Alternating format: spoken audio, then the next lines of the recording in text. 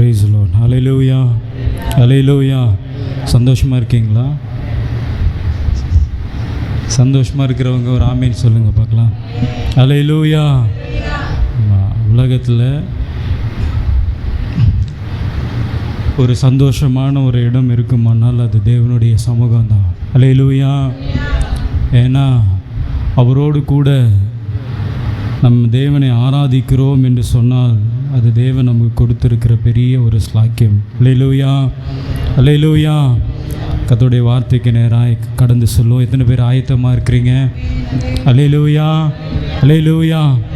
2 கொரிந்தியர் 12வது அதிகாரம் 9வது வசனத்தை வாசிங்க. 2 கொரிந்தியர் 12வது அதிகாரம் 9வது வசனம். அதற்கு அவர், என் கிருபை உனக்கு போதும், பலவீனத்திலே என் பலன் பூரணமாய் விளங்கும் என்றார். ஆகையால் கிறிஸ்துவின் வல்லமை என்மேல் தங்கும்படி என் பலவீனங்களை குறித்து நான் மிகவும் சந்தோஷமாய் மேன்மை பாராட்டுவேன். ஆமென். ஹல்லேலூயா, ஹல்லேலூயா. கர்த்தருடைய நாமத்துக்கு மகிமை உண்டாவதாக. தேவன் இந்த நாளிலே நமக்கு கொடுத்த இந்த வார்த்தைக்காக கண்களை மூடி நம் கர்த்தரை ஸ்தோத்திரிப்போம். எங்களை நேசித்து வழி நடத்துகிற எங்களுடைய அன்பின் தகப்பனே, ஆண்டவரே, இந்த நாளிலே நீர் எங்களுக்கு கொடுத்த இந்த வசனத்திற்காக நன்றி. இவைகளை நாங்கள் தியானிக்கும் பொழுது எங்களுடைய ஆவி ஆத்துமாவுக்கு அது பிரயோஜனமாக இருக்க தேவன் தாமே நீர் எங்களுக்கு உதவி செய்துள்ளபடியாய் நாங்கள் ஜெபிக்கிறோம். உடைய சமூகத்தில் எங்களை நாங்கள் தாழ்த்தி ஒப்பு கொடுக்கிறோம். ஆசீர்வதியும் மீட்பர் இயேசுவின் நாமத்தில் ஜெபிக்கிறோம் எங்கள் நல்ல பிதாவே. ஆமென். ஹல்லேலூயா, ஹல்லேலூயா. 2 கொரிந்தியர் 12வது அதிகாரம் 9வது வசனத்தில் ஆண்டவராகிய இயேசு கிறிஸ்து பவுலுக்கு சொல்லப்பட்டதான ஒரு வார்த்தை, என் கிருபை உனக்கு போதும். ஹல்லேலூயா. இன்னைக்கு ஆண்டவர் நம்மை பார்த்து சொல்லுகிற வார்த்தை என்னவென்று சொன்னால், என்னுடைய கிருபை உனக்கு போதும். என்னுடைய கிருபை என்று சொன்னால் என்னுடைய இரக்கம், என்னுடைய தயவு உனக்கு போதும். ஹல்லேலூயா, ஹல்லேலூயா. இன்றைக்கு நம்ம ஜீவனோடு இருக்கிறோம் என்று சொன்னால் அது தேவனுடைய சுத்த கிருபை. இன்றைக்கி நம்ம பலத்தோடு இருக்கிறோம் என்று சொன்னால் அது ஆண்டுடைய கிருபை. நம்முடைய எல்லா சூழ்நிலைகளிலும் நம்ம மேற்கொண்டு ஜெயத்தோடு நம்ம காணப்படுகிறோம் என்று சொன்னால் அது தேவனுடைய கிருபை. அப்பொழுது பவுலுக்கு கர்த்தர் சொல்கிறாரு, என்னுடைய கிருபை உனக்கு போதும். போதும் என்று சொல்லப்படுகிறது. அது ஒரு நிறைவை குறிக்கிறது. அது அவ்வளோதான். இதுக்கு மேலே என்னுடைய கிருபையை உனக்கு என்ன செய்ய முடியாது, காட்ட முடியாது, கொடுக்க முடியாது. எவ்வளவு கிருபைகளை நான் உனக்கு கொடுக்க முடியுமோ அவ்வளவு கிருபைகளை நான் உனக்கு கொடுத்திருக்கிறேன் என்று சொல்லி பவுலுக்கு தேவன் சொல்லுகிற வசனம்தான் இந்த வார்த்தைகள். இந்த நாளிலே ஆண்டவர் நமக்கும் சொல்லுகிறதான ஒரு காரியம் என்று சொன்னால், என்னுடைய கிருபை உங்களுக்கு போதும். ஹல்லேலூயா, ஹல்லேலூயா. இந்த கிருபையை குறித்து அநேக காரியங்கள் தாவீதின் மூலமாக நம்ம வேதத்தில் வாசிக்கிறோம். சங்கீதம் 66வது சங்கீதம் 20வது வசனத்தில் நீங்கள் வாசிக்கும் பொழுது தாவீது சொல்லுவார், என் ஜெபத்தை தள்ளாமலும் தமது கிருபையை என்னை விட்டு விலகாமலும் இருந்து தேவனுக்கு ஸ்தோத்திரம் உண்டாவதாக. தாவீதினுடைய வாழ்க்கையில் அவ்வளவு விதமான கிருபைகளை தேவன் தாவீதுக்கு கொடுத்திருந்தபடினால தான் அவர் தன்னுடைய ஜெபத்தில் இப்படியாக சொல்லுகிறார், தமது கிருபை என்னை விட்டு விலகாமல் இருந்த தேவனுக்கு ஸ்தோத்திரம். எல்லா சூழ்நிலைகளிலும் தாவீதுடைய வாழ்க்கையை நடத்தினது எது என்று சொன்னால் தேவனுடைய கிருபை. ஹல்லேலூயா. 103வது சங்கீதம் 8வது வசனத்தில் தாவீது சொல்லுவார், கர்த்தர் உருக்கமும் இரக்கமும் நீடிய சாந்தமும் மிகுந்த கிருபையும் உள்ளவர். அவர் எப்படிப்பட்டவர் என்று சொன்னால் மிகுந்த கிருபை உள்ளவர். கிருபைனா என்னன்னு சொல்லியிருக்கேன், இரக்கம் என்று அர்த்தம். அல்லேலூயா. தேவன் நம் மீது வைத்திருக்கிற இரக்கம் மிகவும் பெரிதான ஒரு இரக்கம், அதுதான் கிருபைன்னு சொல்லுவாங்க. அப்போ தாவீது சொல்லுகிறாரு, உம்முடைய உருக்கமும் இரக்கமும் நீடிய சாந்தமும் மிகுந்த கிருபையும் உள்ளவர். அவர் எப்படிப்பட்டவர் என்று சொல்லி வேதம் சொல்லுகிறது, மிகுந்த கிருபை உள்ளவர். எப்படிப்பட்டவர்? மிகுந்த கிருபை உள்ளவர். அல்லேலூயா. நீங்கள் இந்த 136வது சங்கீதம் முழுவதும் வாசித்து பார்த்தீங்க அப்படின்னு சொன்னால் அந்த வசனம் முழுவதும் கிருபை குறித்து சொல்லப்பட்டிருக்கும். இந்த சங்கீதம் முழுவதும் 136வது சங்கீதம் முழுவதும் எதை குறித்து அதிகமாக சொல்லப்பட்டிருக்கிறது என்று சொன்னால் தேவனுடைய கிருபையை குறித்து. அவர் கிருபை என்றும் உள்ளது, அவர் கிருபை என்றும் உள்ளது, அவர் கிருபை என்றும் உள்ளது என்று சொல்லி. அப்போ தாவீதினுடைய வாழ்க்கையில் அவர் எதை மிகவும் முக்கியப்படுத்துகிறார் என்று சொன்னால், நான் இதுவரைக்கும் நான் பலத்தோடு ஜீவனோடு சத்துரு கொண்டு வருகிற எல்லா நெருக்கத்தோடு கூட நான் ஜீவித்து கொண்டிருக்கிறேன் என்று சொன்னால் அது தேவனுடைய கிருபைதான். அல்லேலூயா, ஆமீன் சொல்லுங்க பார்க்கலாம். அல்லேலூயா. தேவனுடைய கிருபை என்னுடைய வாழ்க்கையில் அதிகமாக இருந்தபடினால தான் தாவீது இந்த 136வது சங்கீதம் முழுவதும் நீங்கள் வாசிப்பீர்கள் என்று சொன்னால் தேவனுடைய கிருபை குறித்து அந்த இடத்துல முக்கியத்துவப்படுத்தியிருக்கிறார். அல்லேலூயா, அல்லேலூயா. எபேசியர் 2வது அதிகாரம் 8வது வசனத்தை வாசிங்க. எபேசியர் 2வது அதிகாரம் 8வது வசனத்தை. கிருபையினாலே விசுவாசத்தை கொண்டு ரட்சிக்கப்பட்டீர்கள். வாசிங்க. கிருபையினாலே விசுவாசத்தை கொண்டு ரட்சிக்கப்பட்டீர்கள். இது உங்களால் உண்டானதல்ல, இது தேவனுடைய ஈவு. அல்லேலூயா. 2 காரியம் சொல்லப்பட்டிருக்கிறது இந்த வசனத்தில். ஒன்று கிருபை, இன்னொன்று ஈவு. இந்த கிருபையை தேவன் உங்களுக்கு ரட்சிக்கப்பட்டவர்களுக்கு தேவன் கொடுக்கிறாரு. அது எப்படி கொடுக்கிறார்னா அது தேவனுடைய ஈவாக கொடுக்கிறார். கிருபை இன்னொன்று ஈவு. கிருபைக்கு ஈவுக்கு வித்தியாசம் உண்டு. கிருபை அப்படின்னு சொன்னால் தகுதி இல்லாத ஒருவனுக்கு ஏதோ ஒரு நன்மை செய்வது தான் கிருபை. அதாவது சில நேரங்களில் நமக்கு சின்ன பிள்ளைங்களுக்கெல்லாம் பார்க்கணுன்னா அந்த பைபிள் படிக்கணும்னு ரொம்ப ஆசையாக இருக்கும். ஆனால் பைபிள் படிக்க தெரியாது. ஆனால் என்ன செய்வோன்னா இந்த பைபிள் வச்சு படி அப்படின்னு சொல்லிட்டு சொல்லுவோம். அதுதான் கிருபை. அது வாசிக்கிறதுக்கு தெரியலனாலும், படிக்க தெரியலனாலும், அது வாசிக்க தெரியலனாலும் சரி இந்த வச்சுக்கோன்னு சொல்லிட்டு ஒரு இரக்கத்தோடு ஒரு கிருபையாய் கொடுப்போம்ல, அது பேர் தான் கிருபை. ஈவு அப்படின்னு சொல்கிறது வாசிக்க தெரியுதோ தெரியலையோ ஒரு பரிசாக கொடுப்பது தான் ஈவு. ரெண்டுத்துக்கும் வித்தியாசம் புரியுதா உங்களுக்கு? கிருபைன்றது நான் இன்னொன்று சொல்கிறேன். கிருபைன்றது பாவம் பரிதாபப்பட்டு கொடுக்கறது. கிருபைன்றது பாவ பரிதாபப்பட்டு என்ன செய்யுது? இப்போ உதாரணத்தை சொல்கிறேன். ஒரு பிச்சைக்காரர் இருக்கான்னு வச்சுக்கோங்களேன். அவங்க நம்மக்கிட்ட ஐயா ஏதாவது இருந்தால் கொடுங்க அப்படின்னு கேட்கும்பொழுது நம்ம என்ன செய்வோம்? பரவாயில்ல, நல்லா சூப்பராக இருக்கானே அப்படின்னு நான் கொடுப்போம். எப்படி கொடுப்போம்? பாவம் பரிதாபப்பட்டு இந்தா அப்படின்னு சொல்லி கொடுப்போம்ல, அதுதான் கிருபை. இத்தனை பேர் இருந்தாலும், எத்தனை பிச்சைக்காரர்கள் உட்கார்ந்து கொண்டிருந்தாலும் அந்த ஒருவனுக்கு மாத்திரம் கொஞ்சம் கொடுக்குறோம் இல்லையா, அதுக்கு பேர் தான் கிருபை.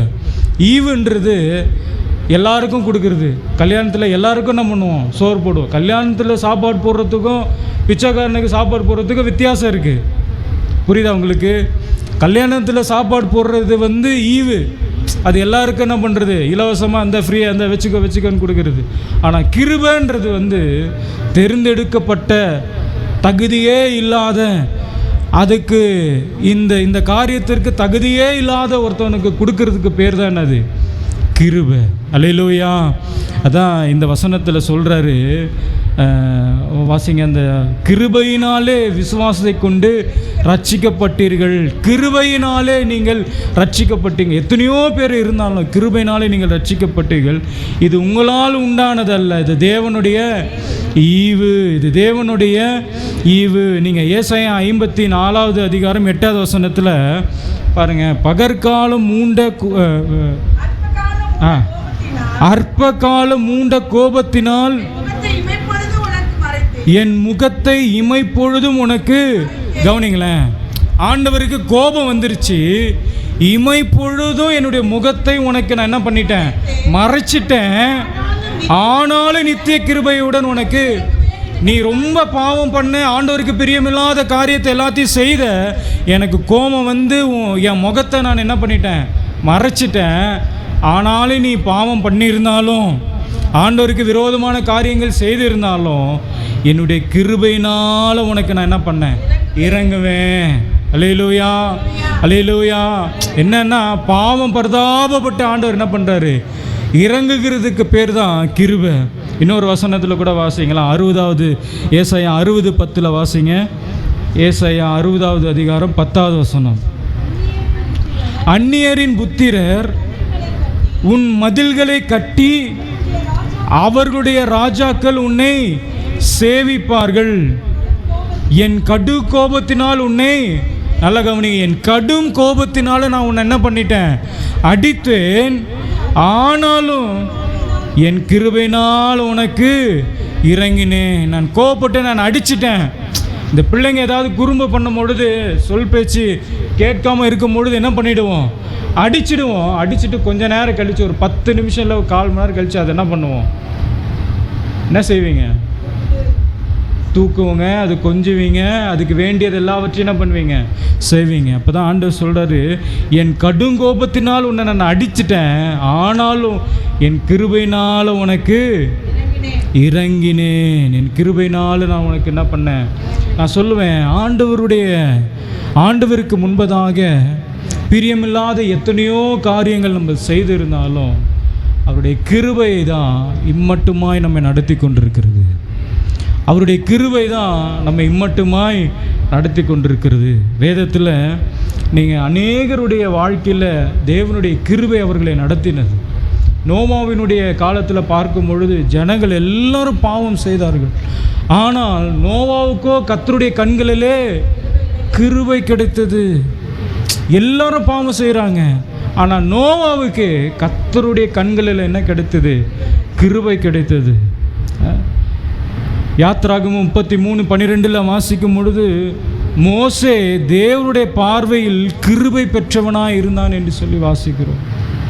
நியாயாதிபதிகள் 6வது அதிகாரம் 14வது வசனத்தில், கிருபையால் தேவன் கிதியோனை பயன்படுத்தினார். கிதியோனை தேவன் அவருடைய கிருபையினால் என்ன பண்ணார், பயன்படுத்தினார். தாவீதுடைய வாழ்க்கையில் சங்கீதம் 51வது சங்கீதங்கள் எல்லாம் நீங்கள் வாசிக்கும் பொழுது, ஆண்டவருக்கு விரோதமாக தாவீது பாவம் செய்திருந்தாலும் பின்பு கிருபையால் தேவன் தாவீதை மன்னித்து அவர் பக்கமாய் சேர்த்து கொண்டார் என்று சொல்லி வாசிக்கிறோம். மரியாளை குறித்து, கிருபை பெற்றவளே வாழ்க, கிருபை பெற்றவளே வாழ்க. பவுல் சொல்லும் பொழுது 1 கொரிந்தியர் 15:10 பவுல் சொல்லுகிற பொழுது, கிருபையினாலே நான் அப்போஸ்தலர் ஆனேன். கிருபையினாலே தேவன் என்னை அப்போஸ்தலர் ஆக்கினார். அப்போஸ்தலருக்கு முன்பதாக பவுல் எப்படி இருந்தார், பவுல் எப்படி இருந்தார், தேவன் அவரை ரட்சிப்பதற்கு முன்பதாக அவருடைய பேர் என்ன, சவுல். சவுலாய் இருந்த பவுலை தேவன் பவுலாக மாற்றின பிறகு, அப்போஸ்தலனாக தேவன் மாற்றின பொழுது பவுல் சொல்கிறாரு, அவருடைய கிருபையினாலே நான் அப்போஸ்தலனாகினேன். அல்லேலூயா, அல்லேலூயா. எல்லாருடைய வாழ்க்கையிலும் தேவன் கிருபையாக அவர்களை ரட்சித்தார், கிருபையாக தேவன் அவர்களை பாதுகாத்தார். நம்முடைய வாழ்க்கையிலும் தேவனுடைய கிருபை நம்மை நடத்தி கொண்டிருக்கிறது. எத்தனை பேர் நம்புறீங்க? ஒரு ஆமென் சொல்லுங்க. அல்லேலூயா, அல்லேலூயா. ஒவ்வொரு சூழ்நிலைகளிலும் ஆண்டவருடைய கிருபை நம்மை நடத்தி கொண்டிருக்குது என்பதை நம்ம மறந்து விடக்கூடாது. நேரம் இல்லாததுனால ஒரு 4 காரியத்தை சொல்லி நான் முடிக்கிறேன். தேவனுடைய கிருபை நமக்கு செய்த நன்மைகள், ஒரு 4 நன்மைகள். அவருடைய கிருபையினால, அவருடைய இரக்கத்தினால தேவன் நமக்கு செய்த ஒரு 4 நன்மைகள். முதலாவது, அவருடைய கிருபையினால நம்ம ரட்சிக்கப்பட்டிருக்கிறோம். முதலாவது, அவருடைய கிருபையினால நம்ம ரட்சிக்கப்பட்டிருக்கிறோம். எபேசியர் 2வது அதிகாரம் 6வது வசனத்திலிருந்து 8வது வசனம் வரைக்கும் வாசிங்க. எபேசியர் 2:6-8. கிறிஸ்து இயேசுவுக்குள் அவர் நம்மிடத்தில் வைத்த தயவினாலே, இந்த தயவு என்று சொல்லுகிறது ஒரு இரக்கம், அது ஒரு கிருபை. கிறிஸ்து இயேசுவுக்குள் அவர் நம்மில் வைத்த தயவினாலே நம்முடைய கிருபையின் மகா மேன்மையான ஐஸ்வர்யத்தை வருங்காலங்களில் விளங்க செய்வதற்காக கிறிஸ்து இயேசுவுக்குள் நம்மை அவரோடு கூட எழுப்பி உன்னதங்களில் அவரோடு கூட உட்கார செய்தார்.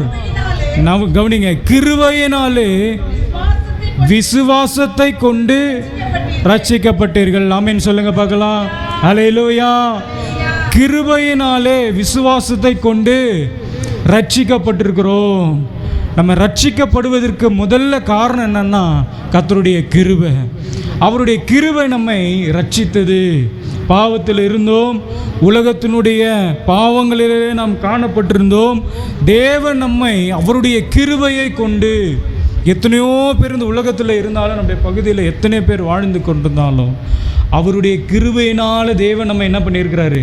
ரட்சித்து கொண்டிருக்கிறார். இல்லைனாட்டி ஏதோ ஒரு கல்லையோ மண்ணையோ சிலையோ ஏதோ ஒன்று குத்தி கொண்டு, ஏதோ ஒன்று செய்து கொண்டு, ஏதோ ஒன்றை நம்ம என்ன பண்ணி கொண்டிருந்திருப்போம்? வணங்கி கொண்டிருந்திருப்போம். ஆனால் எத்தனையோ பேர் காணப்பட்டிருந்தாலும் அவருடைய கிருபையினால் தேவன் நம்ம என்ன பண்ணியிருக்கிறாரு? ரட்சித்து இருக்கிறார். ஆமென் சொல்லுங்க பார்க்கலாம். அல்லேலூயா. அவருடைய கிருபையினால் தேவன் நம்மை ரட்சித்து இருக்கிறார். ஆனால் தான் தாவீது சொல்லும் பொழுது 6வது சங்கீதம் 4வது வசனத்தை வாசிங்க. சங்கீதம் 6:4. திரும்பும் கர்த்தாவே என் ஆத்துமாவை விடுவியும், உம்முடைய கிருபை நிமித்தம் என்னை ரட்சியும். பாவத்தில் விழுந்திருக்கிற தாவீது, பாவ சேற்றில் விழுந்திருக்கிற தாவீது ஜெபம் பண்றாரு, உம்முடைய கிருபையினால என்னை என்ன பண்ணுங்க? ரட்சியம் என்று சொல்லப்படுகிறது. என்னை காப்பாற்றும். என்னை நீங்கள் என்ன செய்யுங்க? காப்பாற்றுங்க. நான் ரட்சிக்கப்படாமல் இருக்கிறேன். யோசித்து பாருங்கள், நீங்கள் எல்லாம் இப்போ ரட்சிக்கப்படாமல் இருந்தீங்கன்னா நீங்கள் எல்லாரும் எங்கே உட்காந்துட்டு இருந்திருப்பீங்க? ஆண்டவர் உங்களை ரட்சிக்கலைன்னா எல்லாரும் எங்கே உட்காந்துட்டு இருந்திருப்பீங்க? டிவி முன்னாடி உட்காந்துருப்பீங்கள்ல. ஞாயிற்றுக்கிழமை நல்ல புது படமாக போடுவோம், உட்காந்து என்ன பண்ணிகிட்டு இருந்திருப்போம்? பார்த்துட்டு இருந்திருப்போம். பாருங்கள், ஆண்டோடைய கிருபை நம்ம ரட்சித்ததுனால இன்றைக்கி ஆண்டோடைய சமூகத்தில் வந்து நம்ம உட்கார்ந்து கொண்டிருக்கிறோம். அல்லேலூயா. இங்கே நம்ம இவ்வளோ பேர் நம்ம இங்கே உட்கார்ந்து கொண்டிருக்கிறோம்.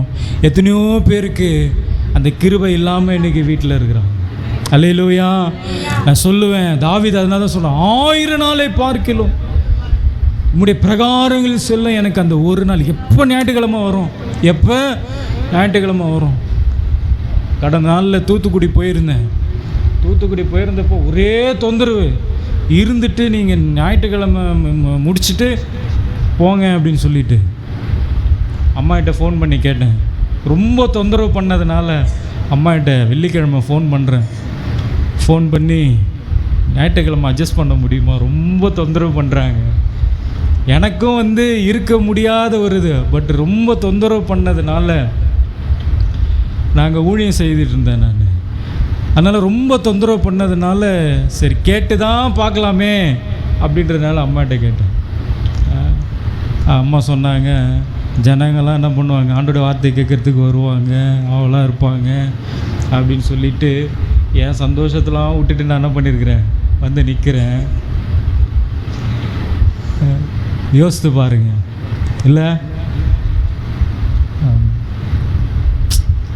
ஜனங்களுக்காக நம்ம என்ன பண்ணுறோம்? பிரயாசப்படுறோம். ஜனங்களுக்காக ஓடுறோம். ஜனங்களுக்காக நம்ம ஓடுறோம். பஸ்ஸை பிடிச்சி 12 மணி நேரம் ட்ராவல் தூத்துக்குடியில் இருந்து வந்து பார்த்தா, அல்லேலூயா, அல்லேலூயா, அல்லேலூயா, தேவன் நம்மை ரட்சித்து வைத்திருக்கிறார். தேவன் நம்மை பாதுகாத்து வைத்திருக்கிறார். அல்லேலூயா, அல்லேலூயா. அப்போஸ்தலர் 4வது அதிகாரம் 12வது வசனத்தை வாசிங்க. அவரே அன்றி வேறு ஒருவராலும் ரட்சிப்பு இல்லை. இந்த ரட்சிப்பு யார் நமக்கு கொடுப்பான்னு கேட்டிங்கன்னா, கர்த்தர் தான் நமக்கு இந்த ரட்சிப்பை கொடுப்பார். அல்லேலூயா, அல்லேலூயா.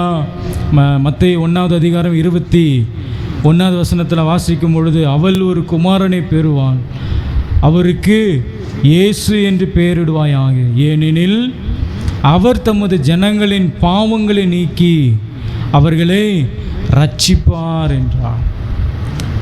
நம்ம ரட்சிக்கப்பட்டிருக்கிறோம் என்று சொன்னால் அது தேவனுடைய கிருபை. அல்லேலூயா. முதலாவது சொல்லுங்க, அவருடைய கிருபை நம்மை ரட்சித்தது. ரெண்டாவது, எபிரேயர் 4வது அதிகாரம் 16வது வசனத்தை வாசிங்க. எபிரேயர் 4வது அதிகாரம் 16வது வசனம். ஆதலால் நாம் இரக்கத்தை பெறவும் ஏற்ற சமயத்தில் சகாயம் செய்யும் கிருபையை அடையவும் தைரியமாய் கிருபா சண்டையிலே சேர்க்கவும். கவனிங்க, ஹல்லேலூயா. எபிரேயர் 4வது அதிகாரம் 16வது வசனத்தில் இந்த கிருபை நம்முடைய வாழ்க்கையில் என்ன நன்மை செய்கிறது என்று சொன்னால், முதலாவது ரட்சிக்கப்பட வைத்தது, ரெண்டாவது தேவனிடத்தில் நம்மை நெருங்கி சேர்த்தது, தேவனிடத்தில் நம்மை நெருங்கி சேர்த்தது. அதான் இந்த வசனத்தினுடைய கடைசி பகுதியில் வாசிக்கிறோம், தைரியமாய் கிருபா சண்டையிலே சேர்க்க கடவோம். தைரியமாய் கிருபா சண்டையிலே அப்படின்னா தேவனிடத்தில் நம்மை இந்த கிருபை என்ன பண்ணிச்சு அப்படின்னு சொன்னால் நம்மை சேர்த்து வைத்தது. தூரமாய் இருந்தோம், தேவனை விட்டு தூரமாய் இருந்தோம், தேவனை விட்டு தூரமாய் இருந்த நம்மை இந்த கிருபை என்ன பண்ணிச்சு அப்படின்னு கேட்டிங்கன்னா தேவனோடு கூட நம்மை சேர்த்து வைத்தது. அல்லேலூயா. அவர் வானங்களில் இருக்கிற தேவன், சிங்காசனத்தில் வீற்றிருக்கிற தேவன், தேவ தூதர்கள் மத்தியில் வாசம் பண்ணுகிறவர், கேருபீன்கள் சேராபீன்கள் மத்தியில் வாசம் பண்ணுகிறவர். நீங்கள் வெளிப்படுத்தலாம் வாசிக்கும் பொழுது அவர் சிங்காசனத்தில் உட்கார்கிறதை இந்த கேருபீன்களாலும் சேராபீன்களாலும் அவரை பார்க்க கூட முடியாமல் முக்காடு போட்டு மறைத்து கொள்வார்களாம். அப்படிப்பட்ட வல்லமையான தேவனிடத்தில் இந்த கிருபை நம்ம என்ன செய்கிறது என்று சொன்னால் நம்மை சேர்க்கிறது, நெருக்கி நம்மை சேர்க்கிறது. நீங்கள் நோவாவை குறித்து வேதத்தில் வாசிக்கும் பொழுது ஆதியாகமம் 6வது அதிகாரம் 8-9 வாசிக்கும் பொழுது நோவா தேவனோட சஞ்சரித்து கொண்டிருந்தான். கவனிங்க, நோவா தேவனோடு கூட சஞ்சரித்து கொண்டிருந்தான் அப்படின்னா என்ன அர்த்தம்? தேவன் நோவாவோடு சஞ்சரிக்கிறார் அப்படின்னா என்ன அர்த்தம்? சஞ்சரிக்கிறதுனா என்ன அர்த்தம்? வாழ்ந்து கொண்டிருக்கிறார். தேவனோடு கூடவே என்ன பண்ணியிருக்கிறாரு? வாழ்ந்து கொண்டிருக்கிறார். அல்லேலூயா, அல்லேலூயா. அதே போல் மோசே குறித்து சொல்லும் பொழுது தேவனோடு முகமுகமாய் பேசினார். யாத்திராகமம் 33வது அதிகாரத்தில் மோசே என்ன பண்ணுறாருன்னா தேவனோடு கூட முகமுகமாய் பேசுகிறார். ஃபஸ்ட்டு மோசே பார்க்கும் பொழுது அந்த முச்செடி எரிக்கிறத அவரால் பார்க்க முடியல, தேவனுடைய மகிமையை பார்க்க முடியல. ஆனால் நீங்கள் அவருடைய கிருபையினால் மோசேயினுடைய வாழ்க்கையில் பார்க்கும் பொழுது தேவனை முகமுகமாய் பேசினார், தரிசித்தார். ஆபிரகாமை குறித்து பார்க்கும் பொழுது யாக்கோபு 2வது அதிகாரம் 23வது வசனத்தில் தேவனுடைய சிநேகிதர் என்று அழைக்கப்பட்டார். யாரு? ஆபிரகாம். பாருங்களேன், தேவனோடு இவர்களை எப்படி நெருங்க செய்தது பாருங்கள். தூரத்தில் இருப்போம், தூரத்தில் இருந்த நம்மை இந்த கிருபை என்ன பண்ணுதுன்னா தேவனோடு கூட தேவனோடு நம்மை நெருங்க செய்கிறது. அல்லேலூயா, அல்லேலூயா. தாவீதை குறித்து சொல்லும் பொழுது அப்போஸ்தலர் 13:22 தாவீதை குறித்து சொல்லும் பொழுது தேவனுடைய இருதயத்திற்கு ஏற்றவன். தேவனுடைய இருதயம் எப்படிப்பட்டது? அதே இருதயம் இந்த தாவீதுக்கும் என்ன பண்ணிச்சு? வந்தது. இது எல்லாம் இவர்களுடைய வாழ்க்கையில் எது தேவனோடு கூட நெருக்கமாய் வைத்தது என்று சொன்னால் தேவனுடைய கிருபை தான். அல்லேலூயா, அல்லேலூயா, அல்லேலூயா. இந்த தேவனுடைய கிருபை நம்ம என்ன பண்ணிடுது அப்படின்னு சொன்னால் தேவனிடத்தில் நம்மை நெருக்கி சேர்க்கிறது, நெருங்க செய்கிறது. தூரமாக இருந்த நம்மை, பாவத்தில் இருந்த நம்மை, தேவனை விட்டு பிரிந்த நம்மை, தேவனை விட்டு ஓடின நம்மை தேவன் என்ன செய்கிறார்னா இன்னொரு வசனம் சொல்கிறது, அவருடைய அன்பின் கயிறுகளினால் கட்டி, எப்ராஹிமே உன்னை எப்படி கைவிடுவேன், உன்னை எப்படி நான் கைவிடுவேன், உன் அன்பின் கயிறுகளால் கட்டி நான் என்ன செய்வேன், நான் இழுப்பேன். கர்த்தர் நம்மை சேர்த்து கொள்ளுகிறார். எதனாலன்னா அவருடைய கிருபையினால் நம்ம என்ன பண்ணிக்கிறாரு? சேர்த்து கொள்கிறார். அல்லேலூயா, அல்லேலூயா. அப்போல்லாம் பார்த்தீங்கன்னா ஆசரிப்பு கூடாரத்தில் ஆசாரியன் மாத்திரம்தான் உள்ளே போக முடியும். மகா பரிசுத்த ஸ்தலத்துக்குள்ளே யார் போக முடியும்? இன்றைக்கி யார் வேணாலும் போகலாம்.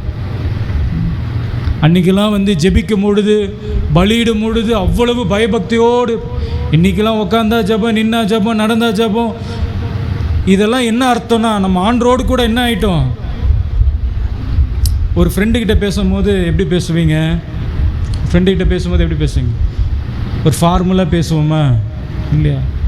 ஒரு சிநேகிதன் போல் எல்லாவற்றையும் சொல்லி எல்லாவற்றையும் ஷேர் பண்ணுவோம் இல்லையா? அதே போல் இந்த கிருபை என்ன பண்ணிச்சுன்னா, நம்முடைய இருதயத்தில் உள்ள எல்லாவற்றையும் ஆண்டவர்கிட்ட ஷேர் பண்ண, எல்லாத்தையும் சொல்ல, அவரும் எல்லாத்தையும் கேட்க, இது நம்மை ஆண்டவரோடு கூட நெருக்க செய்தது, நெருங்கி ஜீவிக்க செய்தது. எதுன்னா அவருடைய கிருபை. முதலாவது அவருடைய கிருபை நமக்கு ரட்சிப்பை கொடுத்தது. ரெண்டாவது அவருடைய கிருபை தேவனிடத்தில் நெருக்கி சேர்த்திருக்கிறது. மூன்றாவது தீத்து 2வது அதிகாரம் 11வது வசனத்திலிருந்து வாசிங்க. தீத்து 2வது அதிகாரம் 11வது வசனத்திலிருந்து.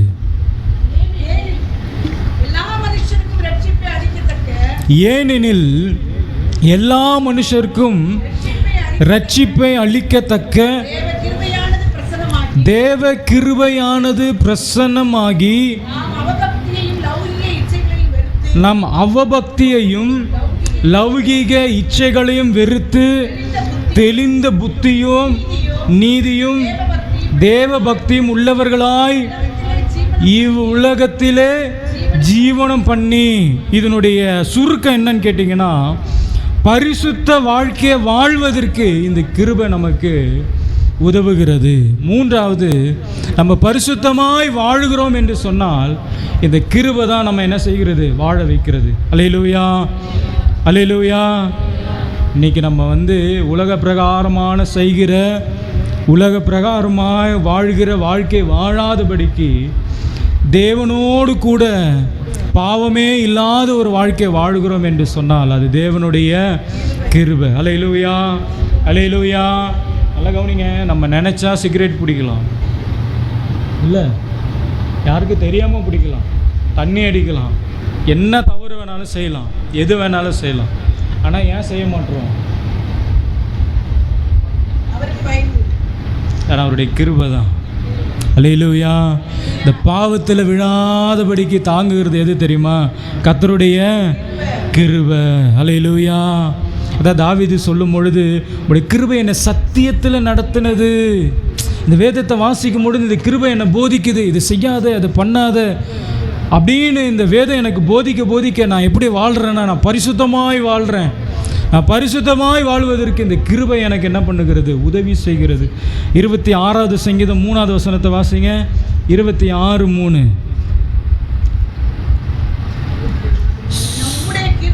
உம்முடைய கிருபை என் கண்களுக்கு முன்பதாக இருக்கிறது, உம்முடைய சத்தியத்தில் நடந்து கொள்கிறேன். நான் சத்தியத்தில் நடக்கிறேன்னு சொன்னால் தாவீது சொல்கிறாரு, அது உம்முடைய கிருபை. அல்லேலூயா, அல்லேலூயா. இன்னைக்கு நம்ம தேவனுக்கு பயந்து பாவமே செய்யாமல் வாழ்ந்து கொண்டிருக்கிறோம் என்று சொன்னால், ஒரு சின்ன கெட்ட வார்த்தை பேசுறது கூட பயப்படுறோம்ல. யோசிச்சு பாருங்க. நம்மளும் பேசுவோம், பேச தெரியாமலாம் ஒன்றும் இல்லை. நம்மளும் என்ன பண்ணுவோம்? பயங்கரமாக பேசுவோம். எவனா வண்டியை குறுக்கில் விட்டாலும், இல்லை ஏடாகூடமாக வண்டியை எவனா ஓட்டினாலும் நம்மளும் என்ன பண்ணுவோம்? பேசுவோம். நல்லா எங்களுக்கும் பேசலாம் தெரியும் தான், ஆனால் என்ன பண்ணுறதில்ல? பேசுறதில்லை. ஏன்னா இந்த சத்தியம் கிருபையாக எனக்குள்ளே இருக்கிறதுனால என்னால் அந்த பாவத்தை என்ன பண்ண முடியல? செய்ய முடியல. அல்லேலூயா. அதான் ரோமரில் 6வது அதிகாரம் 14வது வசனத்திலிருந்து வாசிங்க. ரோமர் 6:14 வாசிங்க.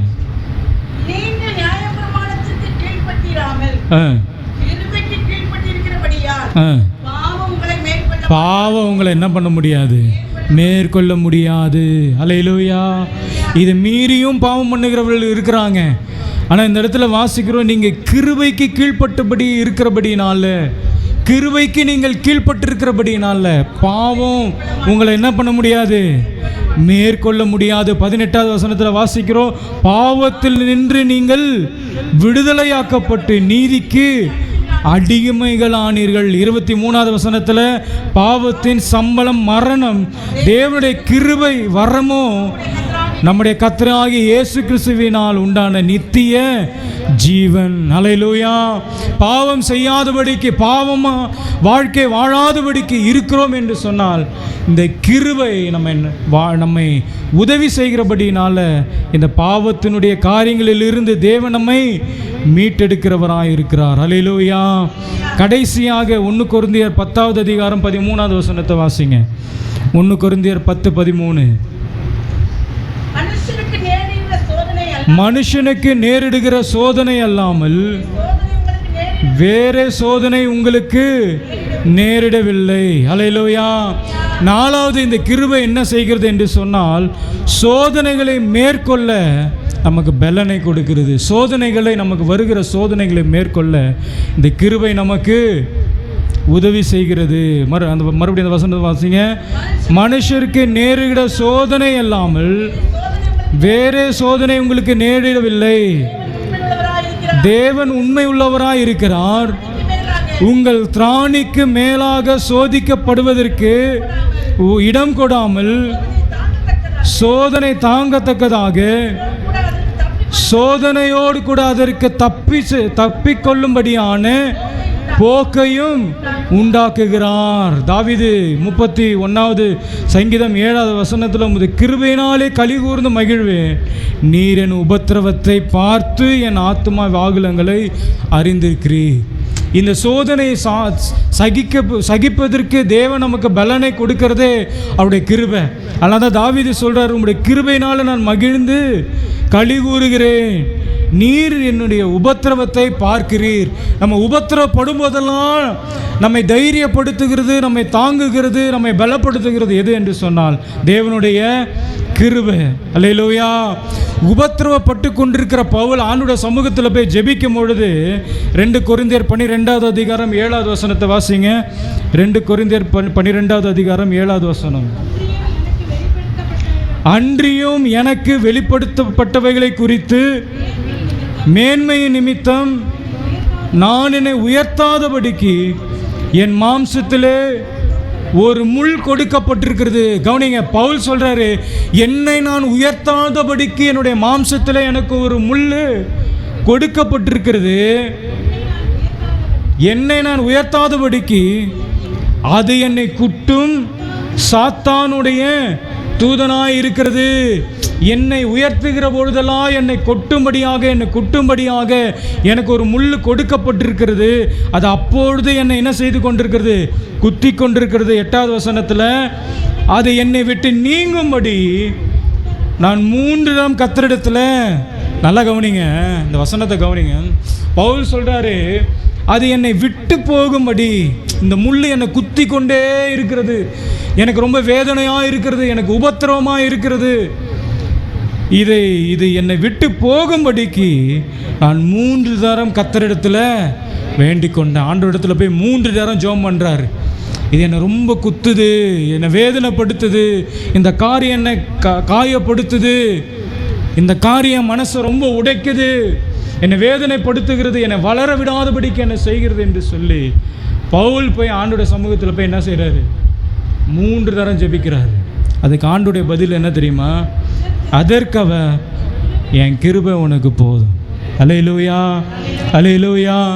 நல்லா கவனிங்களேன், உங்களுக்கு சரீரத்தில் ஏதோ ஒரு பிரச்சனை, போய் யார்கிட்டயாவது போய் சொல்கிறீங்க, எனக்கு இந்த கால் ரொம்ப வலிக்குது, என்னால் நடக்க முடியல, ராத்திரி ஆனால் வலிக்குது அப்படின்னு போய் சொல்கிறீங்க. அவங்க என்ன சொல்லணும்? தைலம் தைச்சி விடவா, காலை அமுக்கி விடவா, டாக்டர்கிட்ட போகலாமா, ஹாஸ்பிட்டலுக்கு போகலாமா, ஏதோ ஒன்று என்ன பண்ணணும்? சொல்லணும். அதை விட்டுட்டு என் கிருபை உனக்கு போதும் அப்படின்னா எப்படி இருக்கும்? இல்லை, பவுல் ரொம்ப வேதனையாக சொல்கிறாரு, இந்த முள்ளை என்னை ரொம்ப குத்துது, என்னை காயப்படுத்துது, என்னால் முடியல ஆண்டவரே என்று சொல்லி 3 தரம் ஆண்டோட சமூகத்தில் போய் உட்காந்து ஜெபம் பண்ணுறேன். அதுக்கு ஆண்டவர் சிம்பிளாக சொல்கிறாரு, உபத்திரப்படுறியா, கண்ணீர் விரியா, என் கிருபை உனக்கு போதும். அல்லேலூயா. என் கிருபை உனக்கு போதும், பலவீனத்திலே என் பலன் உனக்கு பூரணமாய் விளங்கும் என்றார். அல்லேலூயா. அத்து பவுல் சொல்றார் பாருங்க, ஆகையால் கிறிஸ்துவின் வல்லமை என்மேல் தங்கும்படி என் பலவீனங்களை குறித்து சந்தோஷமாய் மேன்மை பாராட்டுகிறேன். ஒரு ஆமேன் சொல்லுங்க பார்க்கலாம். அல்லேலூயா. போய் ஆண்டோட சமூகத்தில் 3 தரம் ஜெபிக்கிறார். எனக்கு இந்த பலவீனம் தாங்கவே முடியல, எனக்கு இந்த கஷ்டம் தாங்கவே முடியல, எனக்கு இந்த உபத்திரவம் தாங்கவே முடியல. ஆண்டவர் சொல்ற, என் கிருபை உனக்கு போதும், என் கிருபை உனக்கு போதும். அடுத்தது பவுல் சொல்கிறாரு, ஆகையால் கிறிஸ்துவின் வல்லமை என்மேல் தங்கும்படி என் பலவீனங்களை குறித்து நான் மிகவும் சந்தோஷமாக நான் மேன்மை பாராட்டுகிறேன். பாருங்களேன், முன்னாடி இருந்த வசனத்துக்கு அடுத்த வசனத்துக்கு எவ்வளோ வித்தியாசம். எனக்கு வருகிற பலவீனங்களை குறித்து நான் சந்தோஷமாய் மேன்மை பாராட்டுகிறேன். அந்தபடி என் பலவீனனாக இருக்கும்போது பலமுள்ளவனா, நான் பலவீனமாக தான் இருக்கிறேன். ஆனால் எப்படி இருக்கிறேன்? எப்படி? அப்படியே கிருபை. அல்லேலூயா. நான் பலவீனமாக இருக்கும் பொழுது பலமுள்ளவனாக இருக்கிறேன். ஆகையால் கிறிஸ்துவின் நிமித்தம் எனக்கு வரும் பலவீனங்களில், நிந்தகளிலும், நெருக்கங்களிலும், துன்பங்களிலும், இடுக்கண்களிலும் நான் பிரியப்படுகிறேன். கொஞ்ச நேரத்துக்கு தான் முன்னாடி போய் ஜெபம் பண்ணார். கொஞ்ச நேரத்துக்கு தான் முன்னாடி என்ன பண்ணார்? இந்த முள் என்னை விட்டு எடுத்து போகும்படி செய்யுங்க. இப்போ சொல்கிறாரு, இப்போ என்ன சொல்கிறாரு? பலவீனங்களிலும், நிந்தைகளிலும், நெருக்கங்களிலும், துன்பங்களிலும், இடுக்கண்களிலும் நான் பிரியப்படுகிறேன். 11வது வசனத்தில் மேன்மை பாராட்டி புத்தியனானேன், இதற்கு என்னை பலவந்தப்படுத்தினீர்கள். நான் ஒன்றுமில்லை என்றாலும் மதா பிரதான அப்போஸ்தலருக்கு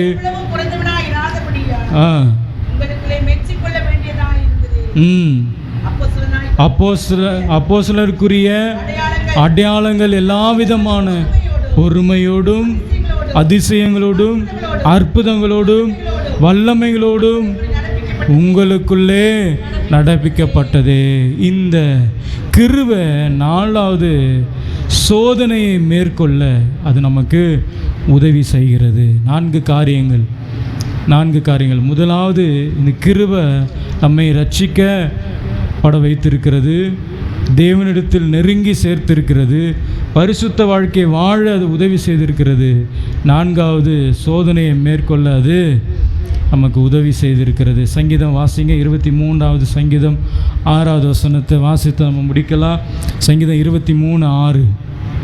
என் ஜீவனுள்ள நாளெல்லாம் நன்மையும் கிருபையும் என்னை தொடரும். எசையா 54:10 வாசிக்கும் பொழுது, மலைகள் விலகினாலும் பர்வதங்கள் நிலை பெயர்ந்தாலும் என் கிருபை உன்னை விட்டு விலகாமலும் என் சமாதானத்தின் உடன்படிக்கை நிலை பெறாமலும் இருக்கும் என்று உண்மையில் மனதுருகிற கர்த்தர் சொல்லுகிறார். அல்லேலூயா.